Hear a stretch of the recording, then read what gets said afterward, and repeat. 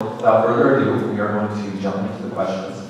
And what we'd like to do first is we'd like to have an opening statement from each panelist in which we allow them to describe how aided dying is relevant to each of their practices respectively, and their viewpoint on the acceptability of aided dying as a component of medical care. Since you're closest to Dr. Mitchell, we will allow you to start. First, let me make sure you can hear me okay. Is this microphone working? Great. So the question, how does aided dying relate to my practice? Pretty much every one of my patients, either currently or in the near future, will be potential candidates for this procedure, this intervention. Let me first acknowledge that reasonable, informed, and moral people have differing opinions on this issue. I hold my opinion unapologetically, but I certainly extend that right to everybody else. This is a really thorny issue. It's difficult, and I don't pretend to have all the answers and know things that other people don't know. That being said, let me share my perspective. We as physicians are permitted to do things that would land most people in prison in a heartbeat. As part of our physical exam, as part of our interventions and procedures, and we were allowed to do that because society trusts us. And society trusts us because we have set norms for behavior as a specialty. There are things that we won't do. We don't participate in torture. And it is my opinion that this is another line in the sand that we shouldn't be crossing. And I'm opposed to the legislation and the practice of physician-aided dying. Some of my opinion is based on my own personal moral and religious foundations. I don't expect anybody else to subscribe to those. And I'd like to share with you some of the reasons why I think, outside of my own personal convictions, other people should consider avoiding the practice as well. Those who endorse the practice unconsciously or non-verbally assert that symptoms are often or usually difficult to palliate. And that assertion is not true. We can usually control physical suffering. We can often control emotional, mental, spiritual, and social suffering as well. And very often it's a non-physician on the team who palliates best. Our society values, prizes youth and vigor, health, strength, beauty, and the willingness, and devalues those who are ill, frail, older, and weak. And the willingness to prescribe a lethal dose of a drug is an endorsement of that sentiment that your life is no longer worth living. When you're sick and you're old, when you're nearing the end of life. That's an assertion that I disagree with. Another concern that I have with the law, and this in some senses pertains to the way this particular law is written, but I think it's very clear that it cannot be applied for free. People who don't have capacity, people who don't have a short prognosis, people who don't, who are under undue influence from others, will get lethal prescriptions and will take them.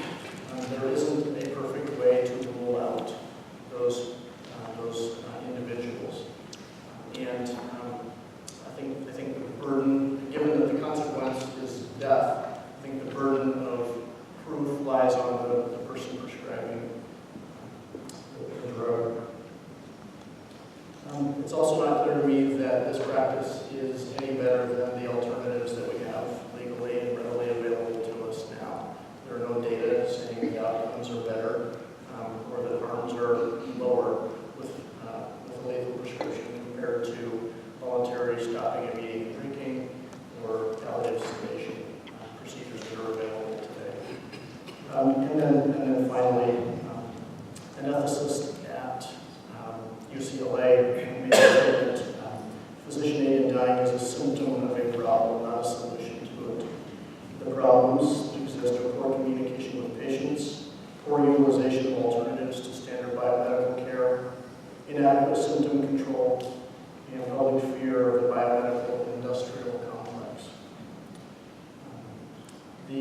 The request for and the use of lethal prescriptions through this legislation is pursued by a tiny minority of patients. This tiny minority of people is distracting us from the real issues at hand, and that is that we take poor care of people who are very ill and approaching the end of life.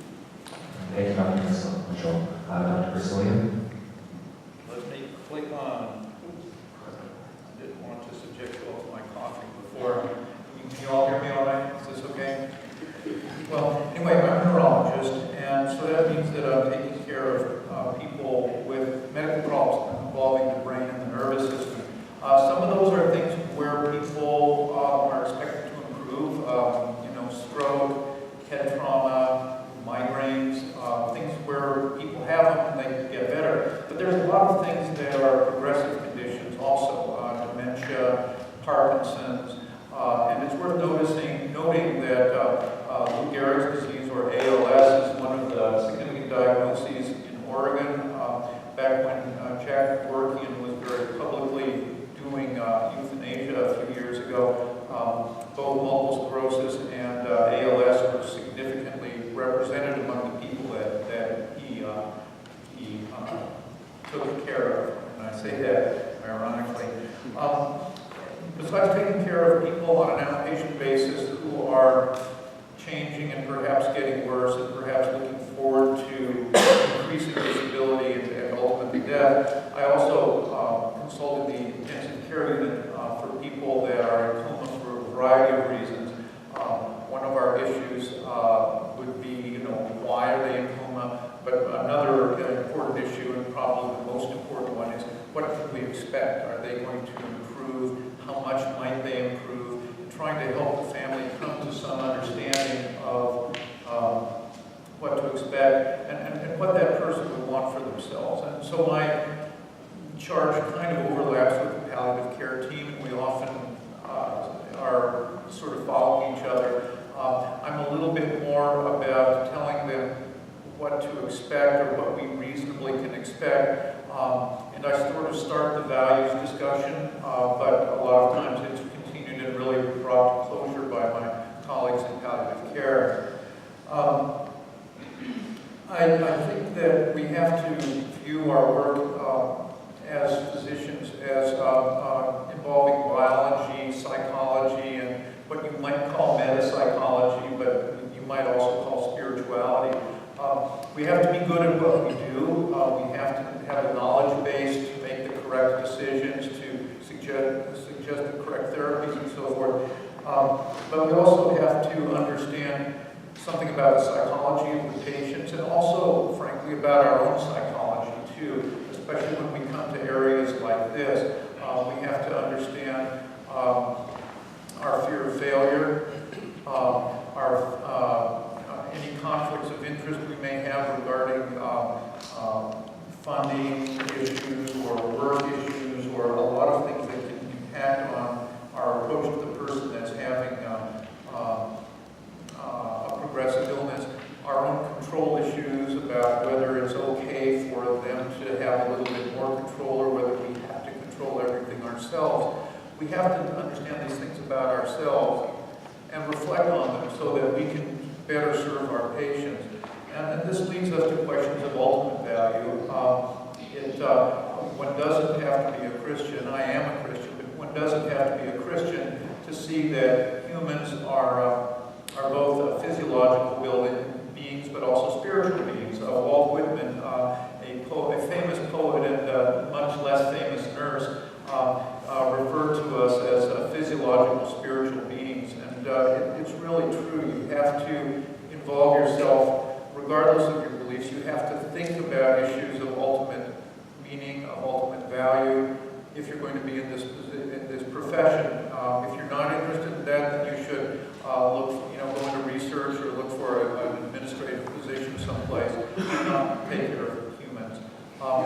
So we really need to be thinking on all of these levels, and we have to recognize our own values and deal with those issues appropriately. When it comes to physician-assisted suicide, it's, for me, a negative thing for many reasons. You've already openly spoken to the the societal issues. I think that we have to recognize that there's a real danger of a slippery slope. We've seen it all over the place in the Netherlands. I mean, they actively euthanize people who have not given their permission there, and it's well documented that they do that. We haven't seen that in Oregon, but there's a real lack of transparency in the data that's collected in Oregon, and so we all have to ask ourselves whether there's enough independent review to really know what's going on there. And we really have to be cautious about that. And now that we're embarking on this experiment in California, we, I think, have to be thinking about what's appropriate transparency, what's appropriate independent review, because there is a real risk of deteriorating our view of ourselves. In the circle of physicians, if it becomes a little easier to, go ahead and write a prescription for a lethal drug than to try and do X, Y, and Z to sort of keep them comfortable and keep them going, well, then there's going to be an increasing temptation with time, especially as you start to think of these people as being somehow devalued because they're disabled. And we really have to be concerned about that.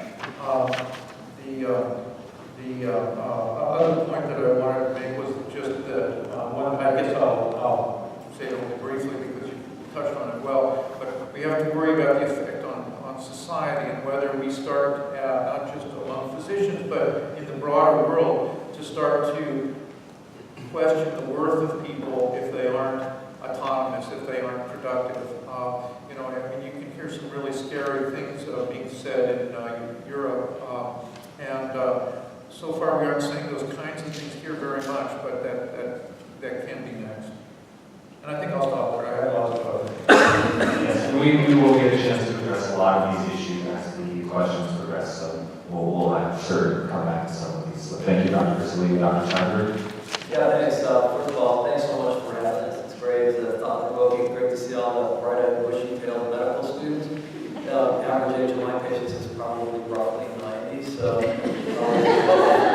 and it's also great to see a lot of my colleagues from the San Diego County Bioethics Commission in here. We have quarterly meetings, medical students are welcome. Just put a little plug for that. Dr. Tomita here, he's the co-chair, and can get on our mailing list. So for me, and Dr. Mitchell said just about everything I was going to say, so I'm not going to, next time I'll go first. For me it's relevant because pretty much, I don't want to say every day, but it's not at all an unusual experience for me when I walk into the nursing home and see a patient for the first time. I'm a sniffologist, right? That's what I call myself. We call skilled nursing facility as a sniff, and I consider myself a sniffologist, kind of like a hospitalist only. Anyway, so, but I walk in the room and I see somebody for the first time, and they're sick, they've been in and out of the hospital, they've got, advanced COPD, stage 4 chronic kidney disease, pretty bad congestive heart failure. This whole series of conditions that is going to limit their life expectancy, limit their functional capacity, and sometimes they may have something else, like metastatic cancer or something like that. And people will say, can't you just give me something to put me out of my misery? Doc, you do it for your dog. And that's the kind of thing I hear. And a lot of us that work with this population, you medical students will hear that sometimes. It's always been a comfort to me to be able to say, no, sorry, that's not my job description, but let's talk about what brings you to that point. And of course, this law is, I hope that some good will come out of it in opening that door to those conversations when people ask those questions. But obviously, the answer to the question is not nearly as simple. So, and I have a lot of dementia patients, obviously, in nursing homes, and they don't qualify for this. But I think, as these guys mentioned, there's other ways of alleviating suffering, right? And I don't specifically mention palliative sedation yet, but that's where you give somebody enough medication to make them unconscious. That pretty much alleviates any conscious suffering that they would have. That's something that we can currently do. And at the same time, I really value autonomy. young. So I'm ambivalent about this. I feel like it's not in my job description. I share all those concerns about the slippery slope and about, trust in the medical profession and all that. And yet I really believe in autonomy. And Brittany Menard, it was a compelling story, right? We all saw this story unfolding on TV. And, she's a young, beautiful woman. She just did not want to get to that point where she was, whatever it was, incontinent, having intractable seizures, severe pain. And so, if I felt like that, look at this group you guys sitting up here. We're a bunch of well-educated white guys. We're the guys that will be taking this stuff, right? Theoretically, we're that demographic. Let the record reflect that you and I are both really Latinos. That's right, we are. I'm next to you, I admit it. Spanish was my first language. Anyway, but I do think that, so I've got some ambivalence about it. If I were asked seriously by a patient, will you help me do this? I would have to think long and hard about it. And my basic answer would be, it's really not in my job description. And can't we do something short of that? It's like like for somebody who's depressed, committing suicide is a permanent solution to a temporary problem, right? Well, these people they're going to be dying in reasonably short order anyway, but just something about it, there's a yuck factor for me personally. And that's all I have to say. Thank you, Dr. Steinberg. Dr. Edmonds? Thank you, and thanks everyone for your attention tonight. You stole my joke about us being the demographic. I'll use this. Killed me. Good one. Thank you. I had to find another one on the fly. Maybe a trap door under consideration.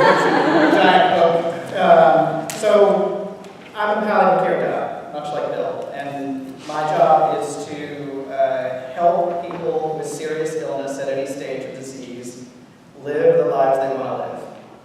And so a lot of this is very professionally contrary to me. The idea of hastening death, the action of hastening death, is not something that falls within my job description up until now, right?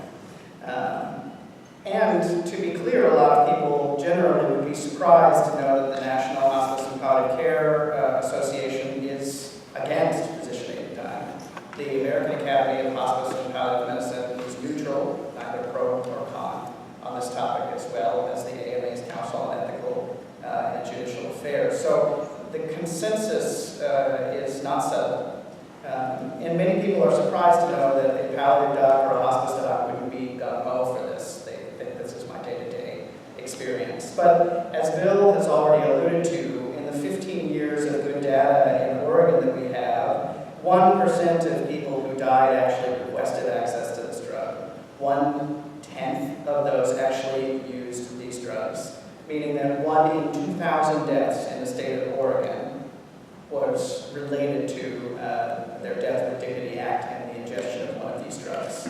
So we are talking about a very small sliver of people, and they are white, overeducated, single/divorced people with very low spirituality, high ratings of hopelessness, loneliness, and slightly higher depression than the usual population.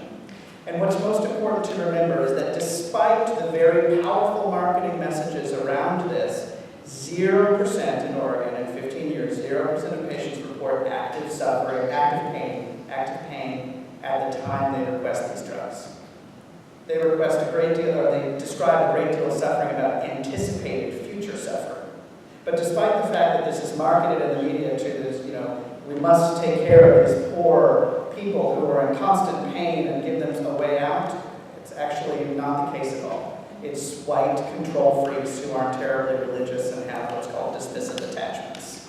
So, right now, I say nothing more about this panel sitting up here right now. But this is a law for a very privileged group of people. And here we are spending another few hours talking about this very privileged group of people. When instead we could be talking about 2014 Senate Bill 1004, looking at providing concurrent palliative care to all Medi-Cal beneficiaries in the state of California. And I think what's important about that to remember is that when the California Medical Association went to the legislature in the conversations around this law, they asked the legislature, at least let's mandate that all patients who go through the process of receiving these drugs have a consultation with an expert in end of life. Have a consultation with somebody from hospice or palliative care who can actually describe what can be done, palliative sedation, what can we do, what does it look like, is it really as full of indignity as you experience? And they were very rightly rebuffed by the Sacramento legislators who represent rural California, who said, we can't do that because our people in rural California can't get hospice and can't get palliative care. We can't get those experts there, so we can't allow this to go in because otherwise you would disenfranchise a huge portion of California's population in the rural parts that sometimes I forget about. So why aren't we talking about that? Why aren't we talking about the fact that we can't have these patients meet with end-of-life experts because we don't have enough end-of-life experts in the state of California? And that's where I'm here representing the very sizable group of physicians in the state of California who are quite neutral on this topic. And I'm neutral because I consider it kind of a distraction from my day-to-day practice and from the way that we could approach these requests for haste of death. Thank you, Dr. Edmonds. Dr. Schneiderman. Okay, I can see how difficult it is to stay within 1 minute limit. Yeah, so I apologize for that beforehand. But I think it's safe. My angel was asked, teach Judaism must stand on 1 foot. And he was able to do it. He said, do nothing to anyone else that you would have done to yourself. So having admitted is really a luxury. I have to just say, I have practiced internal medicine and family medicine for 25 years. I'm strongly in favor of this law. I've spent 25 years doing ethics consultations that, in fact, enhanced my belief in the value of this law. The kinds of thoughts that you have already been listening to is, it is our job description to provide as best a good life for our patients and also a good death. Most Americans die under the control of you folks, the medical providers. There are some pretty bad ways to die. Now, it's true that some people feel strongly that your life is in God's hands. You should not take charge. Other people say, it's my life. I want to take charge. Interestingly, the Supreme Court just passed just had a decision which now goes to the legislature endorsing aid and dying on the grounds that it is pro-life. Why? Because that gives patients control over their life. Now, as far as I'm concerned, the difference between actively assisting to death under certain circumstances is really not that different from what's been described as terminal and palliative sedation. The intent is to obliterate the state that's worse than death that the patient finds herself or himself in. What we have to deal with is, just as we have to deal with abortion, these are value decisions. How can we in our society accept people who believe differently from the way we believe? Can we live in harmony? And I think that's the issue, and that's my 1 minute. All right, fair enough. And I would like to thank each of the panelists for with us these deeply, this is obviously a deeply personal issue for each person. Like Dr. Schneiderman mentioned, we are going to try to keep statements to 1 to 2 minutes from now on out. I just wanted everyone to have a chance to say their piece. I thought it was fair to let each person introduce themselves thoroughly so that you guys know where they each stand. Without further ado, we will move on to specific questions. I will address each question to a certain panelist, but after they have finished, the other panelists may jump in as they feel led. We'd like to keep statements to 1 to 2 minutes with the understanding that many of these questions will touch on similar issues. So if 1 to 2 minutes isn't enough, you'll probably have a chance to bring up points and viewpoints later on. So the first question